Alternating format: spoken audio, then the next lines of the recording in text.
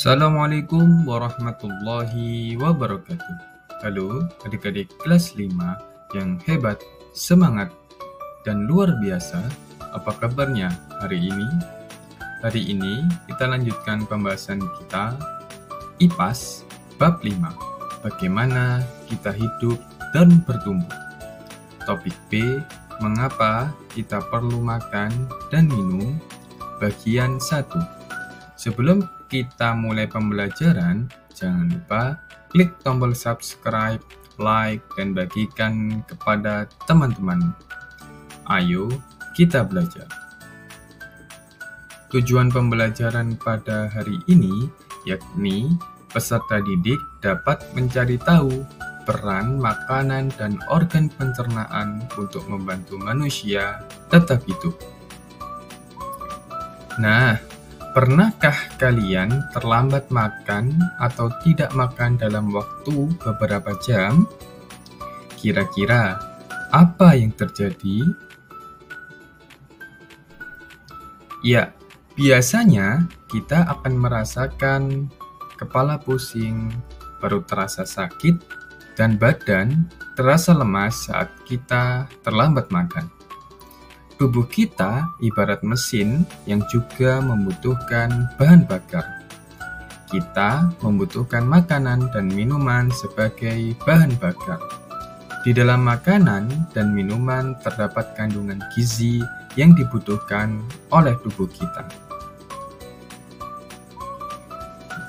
Sistem pencernaan adalah serangkaian organ yang bekerja sama untuk mengubah makanan yang kita makan menjadi energi yang dibutuhkan oleh tubuh kita. Proses ini dimulai dari mulut hingga anus.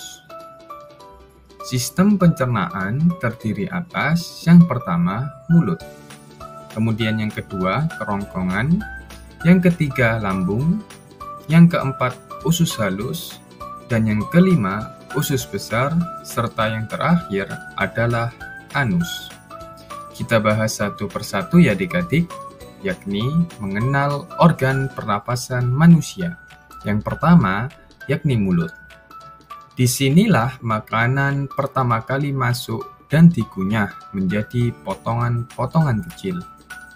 Lidah membantu mencampur makanan dengan air liur yang mengandung enzim untuk memulai proses pencernaan. Selanjutnya yakni kerongkongan, saluran panjang yang membawa makanan dari mulut menuju lambung. Gerakan otot pada kerongkongan membantu mendorong makanan ke bawah. Gerakan ini disebut dengan gerak peristaltik. Yang ketiga, yakni lambung. Lambung terletak pada bagian perut tepat di bawah dada kita. Lambung memiliki tugas untuk menghancurkan makanan yang kita makan. Di dalam lambung terdapat enzim yang menghancurkan karbohidrat, protein, dan lemak yang ada di dalam makanan. Terdapat juga asam lambung yang dapat membunuh kuman, bakteri yang ikut di dalam makanan. Setelah dihancurkan, makanan akan terbentuk seperti bubur atau pasta. Setelah lambung, ada usus halus. Kemudian, bubur makanan masuk ke dalam usus halus. Makanan akan melewati 3 bagian usus halus. Yang pertama, yakni usus 12 jari, duodenum, kemudian jejunum, dan ileum. Di dalam usus halus terjadi penyerapan sari-sari makanan untuk diedarkan ke seluruh tubuh. Sari makanan ini akan diubah menjadi energi dan kebutuhan lain di dalam tubuh kita. Yang kelima, yakni usus besar. Bagian akhir dari saluran pencernaan yakni usus besar. Di sini air diserap dari sisa-sisa makanan dan terbentuk tinja. Dan yang terakhir atau yang keenam yakni anus. Anus merupakan tempat keluarnya tinja. Tinja adalah kotoran. Organ ini merupakan pintu terakhir dari sistem pencernaan manusia. Di dalam anus terdapat otot-otot yang dapat menahan feses atau kotoran agar tidak keluar dari rektum jika belum saatnya. Otot ini juga mencegah agar kita tidak buang air besar secara spontan saat tidur. Nah, itu tadi adik-adik, kita sudah mengenal organ pencernaan manusia. Terdiri dari mulut, kemudian kerongkongan, lambung, usus halus, usus besar, dan anus. Selanjutnya, mekanisme sistem pencernaan manusia.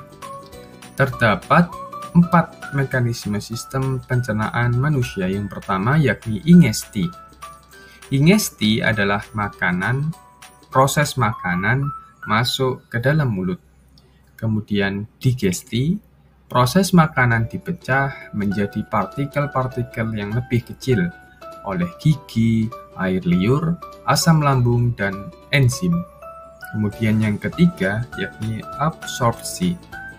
Proses nutrisi dari makanan diserap oleh usus halus dan masuk ke dalam aliran darah. Dan yang terakhir yakni eliminasi. Sisa-sisa makanan yang tidak tercerna dikeluarkan dari tubuh dalam bentuk tinja atau kotoran melalui anus. Kemudian ada juga jenis-jenis gangguan sistem pencernaan manusia. Yang pertama yakni dispepsia.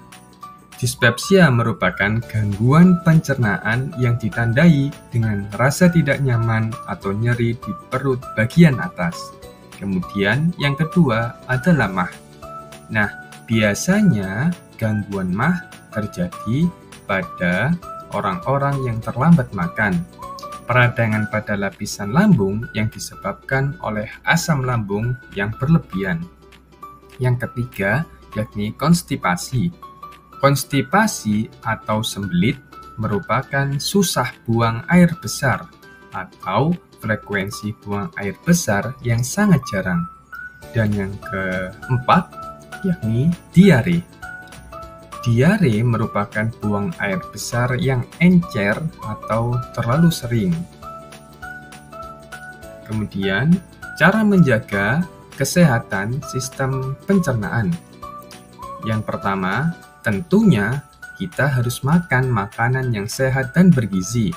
Perbanyak konsumsi buah, sayur-sayuran, dan biji-bijian. Yang kedua, kita juga harus minum air putih yang cukup. Air membantu proses pencernaan. Dan yang tidak kalah penting yakni olahraga secara teratur. Olahraga juga membantu menjaga fungsi usus. Nah, untuk video selanjutnya kita akan membahas makanan seimbang dan bergizi. Ada berapa ya kira-kira jenis zat-zat utama atau nutrisi dalam makanan yang diperlukan oleh tubuh kita? Terima kasih adik-adik yang telah menonton video kali ini. Jangan lupa klik tombol subscribe, like, dan bagikan kepada teman-temanmu. Wassalamualaikum warahmatullahi wabarakatuh.